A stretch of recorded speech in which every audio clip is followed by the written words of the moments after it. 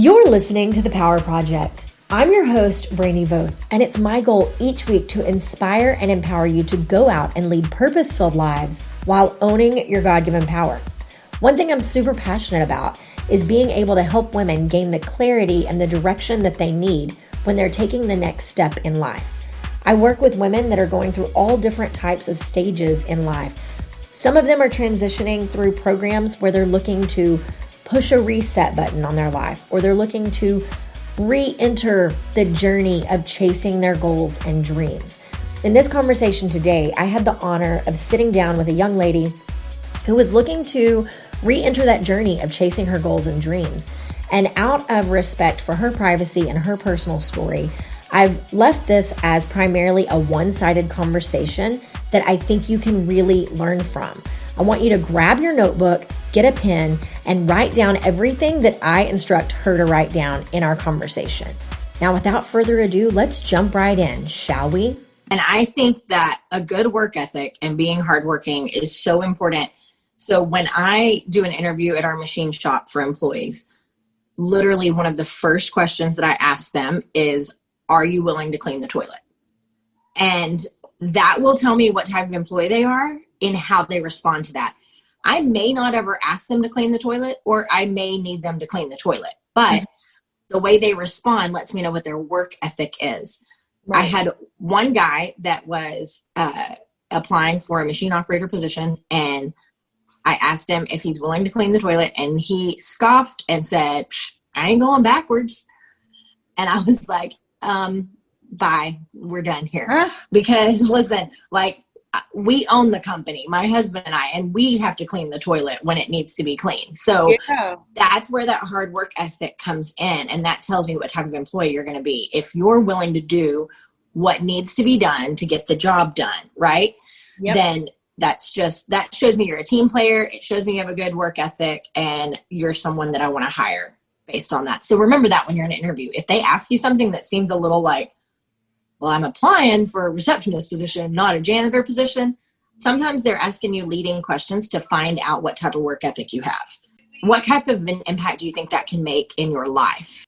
So the way that it's going to impact your life outside of the workplace is that you have things that you're working towards. Like, you go back to school or college. Are you going to work hard enough to get that degree? Or are you going to give up when it gets hard? Like, that determination, that grit, that perseverance, that work ethic, that's going to apply to every aspect of your life. It applies to where you're at right now with this training that we're doing right now and the program you're walking through.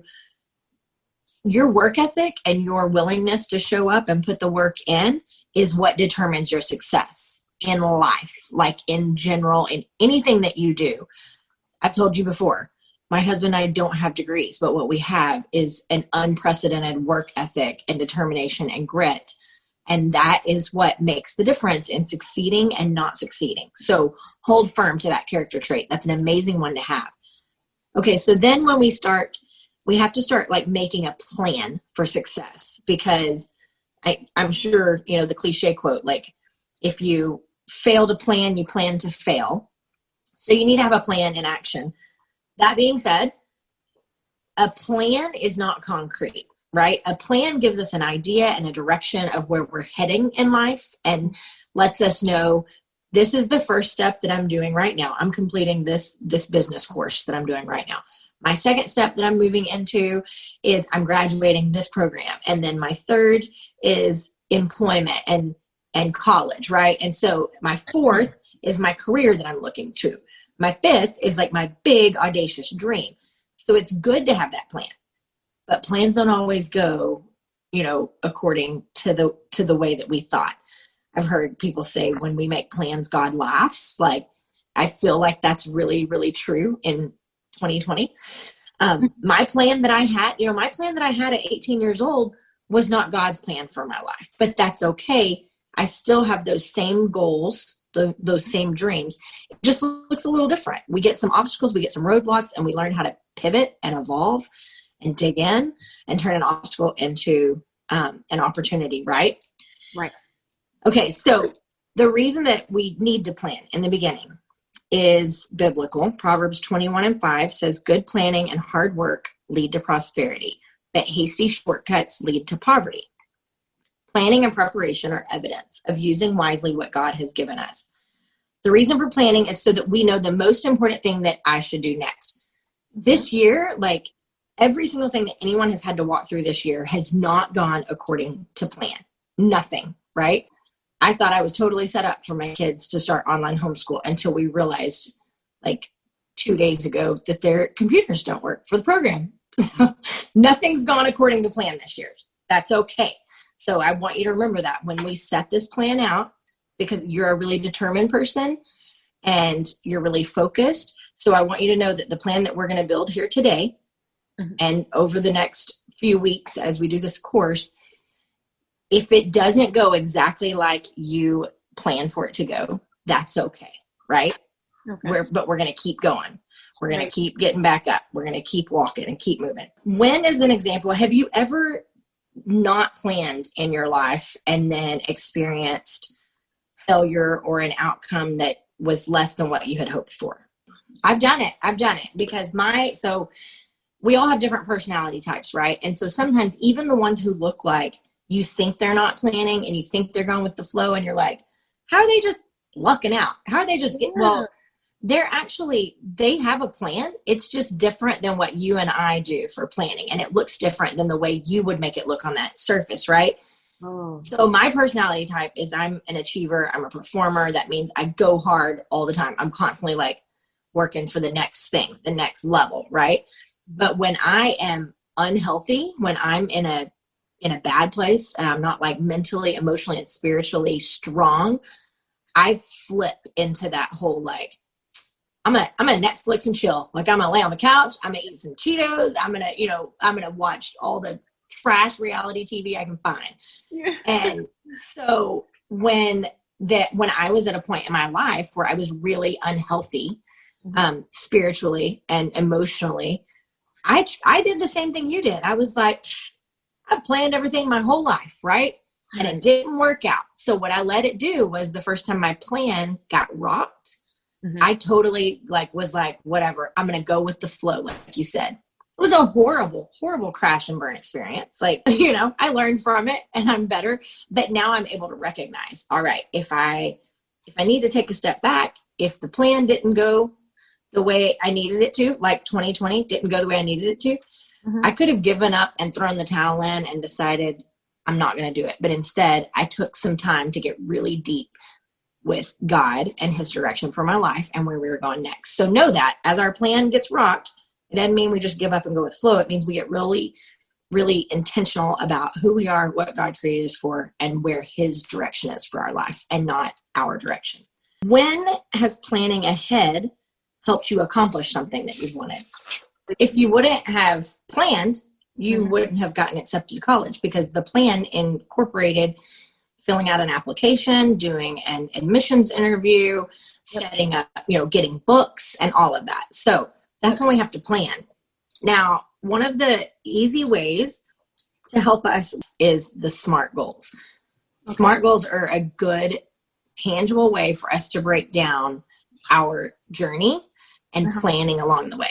So what you want to do is take a minute and you're going to think about a goal that you have and something that you want to achieve. And then we'll take that goal, we'll break it down with the SMART steps and make it tangible in bite-sized pieces where we can achieve it. I've had, girls in this class that they're like, look, like graduating the program is my goal right now, or finishing this class is my goal, or getting my driver's license, getting my GED, going to college, getting a job. So what is a goal that you want to break down that you most would like to get some clarity on walking through attaining it? So what we're going to do with that is SMART stands for specific, measurable, accountable, reasonable, and time bound. So I want you to write down nursing degree, getting your nursing degree. So at the top of the page, I want you to put nursing degree.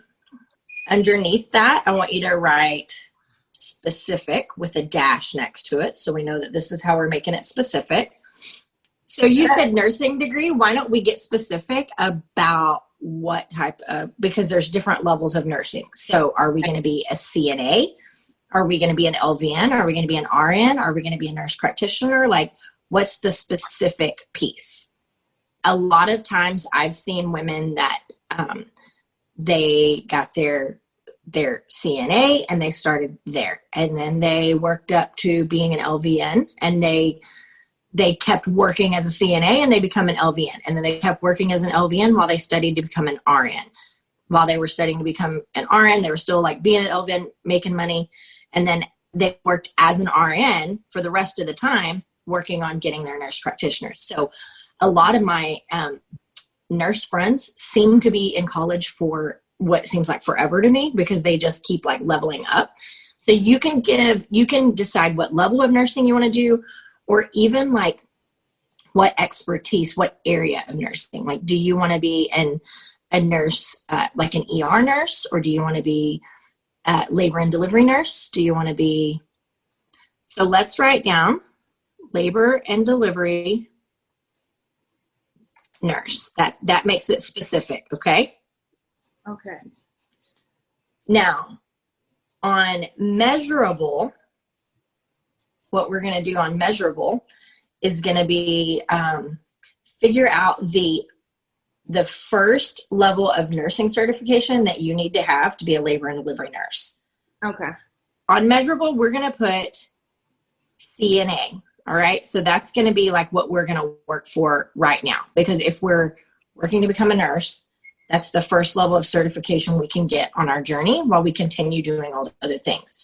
Do you see how if you told me you want to be a nurse practitioner that sees like women and children, that's like a really long, that's a big distance between where you are now and where the end goal is there. Mm-hmm. But the way we make that measurable is we figure out what's the first step we can take on that journey. Okay. Well, I can get my certified nurse's assistant license, and then I can work on my LVN. That's going to be my next step. And then on my LVN, I can work on my RN. And then on my RN, I work on my nurse practitioner. So you can take something that may take you 8 years to reach, because you're going to be working and going to school. So it's not going to be full-time school, but you can break it down into these little measurable goals along the way, where that we're making money, because, you know, we got to pay bills and keep the electricity on, right? But we're also leveling up our education, our certification, and we're getting one step closer to our main goal. Okay. Right. So then accountable, you have to make this goal accountable. Like, who's going to hold you accountable along the way? Who's going to say, hey, are you working on your certified nurse's assistant license?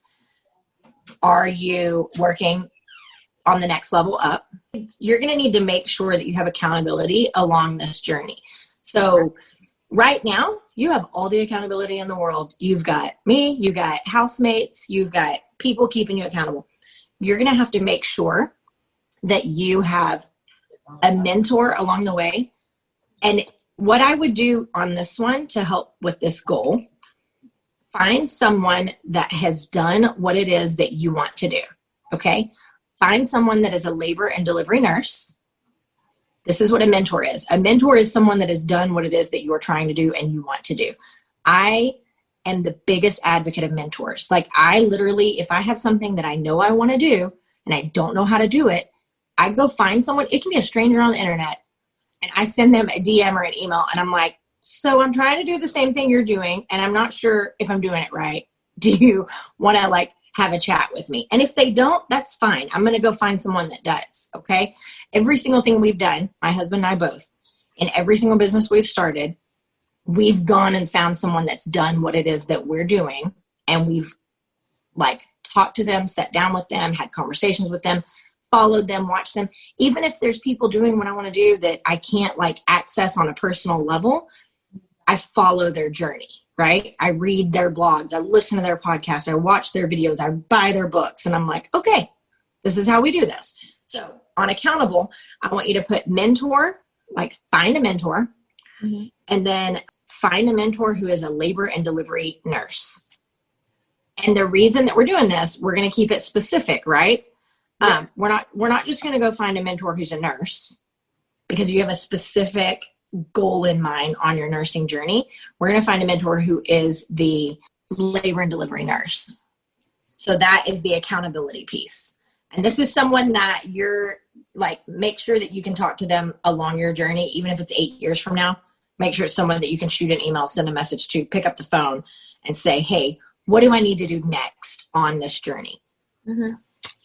Okay. And then reasonable. So the way that we break this goal down into a reasonable bite size right now, because you don't have your CNA, you haven't found the mentor yet, you're not a nurse yet. So the way we make this reasonable, look for a job at a pregnancy center. Start there, like volunteer there, intern there, get some hands-on experience, because if they're not hiring at that time, check with, like, let's check into that and look into that. That's how we make it reasonable. Like, get a job in some type of a job in the field is the reasonable piece of this goal. Okay. And then we look at time bound. So on time bound, I break this down into an extra piece. I don't just put one stamp on it. It's important to put time stamps on goals, because that's what differentiates between a dream and a goal. Okay. So a dream's like in your heart, you're like, man, I want to be a nurse one day. But when I give it a timeline, then I turn it into a goal. Right. So what you're going to want to do is break that down. Like, let's say your end goal of being a labor and delivery nurse. How many years does it take for nursing school? Okay. So I think, I may be wrong, but I think like the LVN program is a 2-year program. The RN program is a 4-year program, I think. So your first timestamp you're going to give, I would work backwards on this. Okay. Let's say, let's give yourself, and it's okay if it doesn't go according to plan, right? We're making this broken down into a goal. It's okay if we have to space it out. Let's say December of 2024. And it's okay if it takes 6 years or 7 years instead of 4. Okay. So December of 2024, we're going to say you are an RN. You're a labor and delivery nurse. So we're going to work backwards from December 2024, and we're going to say December 2022, you are an LVN working in labor and delivery. And then let's say we're going to say December of 2021. It's getting real, isn't it? You're like, oh, it's getting closer. Okay. December of 2021, we're going to say you have your CNA, your certified nurse assistant. So then graduation is December of 2020.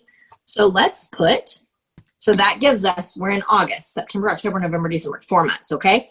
So December of 2020, you are working in a pregnancy center or an OB/GYN office.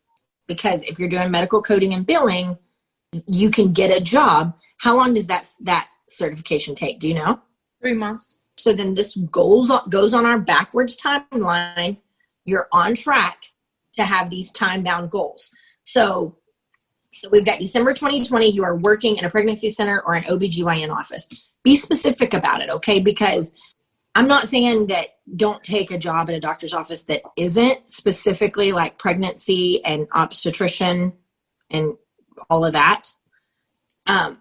If a job opens that is a general practitioner's office, sure, take it. But like, let's be specific about what we're putting into the world, what we're saying we're going to go do and what we want to go do, so that we can always like kind of stay focused. Like, you can take a job at that general practitioner's office doing medical coding and billing while you're still looking for an opportunity to work in a pregnancy center or an OB/GYN or a pediatrics office or something that more aligns with your vision and your goal. Okay. Just don't get stuck on it is what I'm telling you. The reason we break this down from that big goal down to the immediate goal we're working on today is because it gives us an opportunity to celebrate our successes along the way, and it gives us a sense of accomplishment.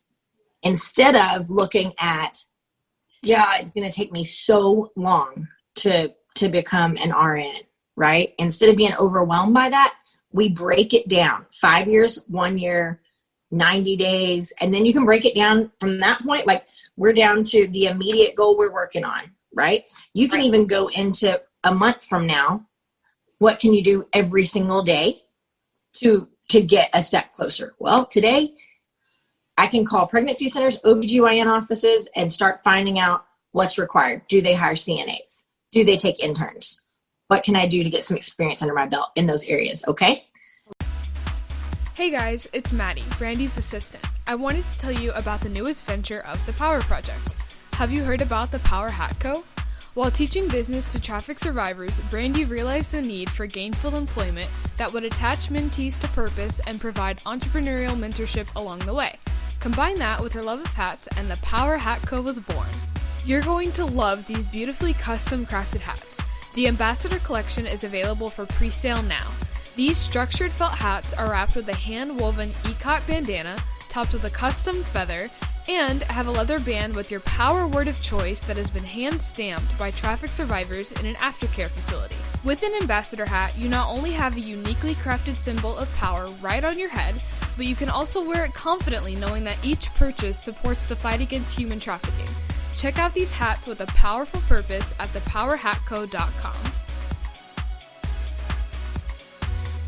Okay, so that's our SMART goal. Keep that, and I want you to keep that. I want you to be able to pull that out and look at that so that you keep your focus on where you're going, what your end goal is. Your 3 employment interests that you're in right now is medical coding and billing, sonography, nursing. If you do sonography along the way, that's just adding more skills to your tool belt and more certifications, right? So if you do sonography before you become a certified nurse's assistant, that's okay. You just added an extra layer to your certification, your skills, and what you bring to the table. So you're up leveling, right? Each time you add one of these titles, you're up leveling. So what I want you to do now is write down the 3 things that you do best. And this can be anything, doesn't have to be work related. Like God gives all of us our own unique gifts and skills. Sometimes we don't recognize them because we're busy looking at other people's gifts and skills and comparing. Like I always thought I had no talents whatsoever because I couldn't sing and I couldn't play an instrument and I sucked at sports, but I had my own gifts and skills. They just weren't those. So the 3 things you do best, it can be working with people, helping people, working with your hands, fixing things, writing, problem solving, organizing, cooking. Like I always say, if you make the best apple pie in the whole world, that is a gift and a skill. Write it down. So what 3 things are you best at? Taking care of people, singing, and working with my hands. You sing?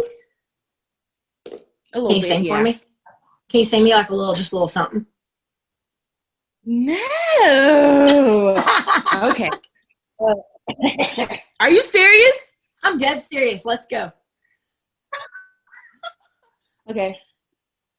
Somewhere over the rainbow, way up high, there's a dream that I've heard of once in a lullaby. Yes. Do you know that's like one of my favorite songs? This sounds weird, but I want that played at my funeral. I love that song. Like, love it so much. Really? Yes. The reason that I called you out right here to like throw that on the spot is because oftentimes we have skills and gifts, but we're afraid to use them and we're afraid to share them. And then we're like the servant that his master gave him money and he went and buried it in his backyard instead of sharing it, right? So God gave you that gift and you have to not be afraid to share it. You have to be willing to bring that to the world because otherwise you're wasting it. So thank you so much for sharing that with me. Love it. Okay, so you've got your 3 things you're great with. What were the other 2? I got so distracted by your beautiful voice. Working with my hands and taking care of people. Really great qualities to have. My husband always says, if you can carry something, you can work. So working with your hands is an amazing, amazing skill to have. What are 3 skills that you have that people would hire you to do? And this can be like cooking, cleaning, taking care of people, babysitting, taking care of elderly, organizing their house, doing bookkeeping for them, writing copy for them, managing their social media, like any type of skills that you have that someone would pay you to do. What skills and what are your main skill roadblocks? Meaning, like, what skills do you lack to make you employable? The fact that you don't know it yet, that would be a roadblock, but that's how we turn an obstacle into an opportunity. When you say, I don't know how to do it yet, that's how you turn that obstacle into an opportunity. So you're going to learn bookkeeping, because if you're doing medical coding and billing, chances are you're going to be doing some type of data entry, bookkeeping, something along the lines. Skills you would most like to learn in order to pursue the employment interest above. So, I mean, it would be that you're wanting to learn medical coding and billing, whatever bookkeeping programs they work with that. And then after that, it's really certification versus skills. So certification is not the same as skills, like your degree, your education. That is all higher learning and education. Skills, oftentimes, people walking through this program are lacking more skills, as maybe they don't have computer skills, they don't have the technological skills, they don't have the communication skills, the verbal skills, the organizational skills. Unless you're just telling me what I want to hear, I think that you have most of those skills as is. So yours is more of certification and not so much of skills. So your roadblocks come in the form of just needing the education and leveling up. Okay? Oh, yeah. Okay. Good with that? What do you feel like you learned today? I learned how to, honestly, I've learned how to stop being nervous about this whole thing, because that's what I was. I was nervous about it.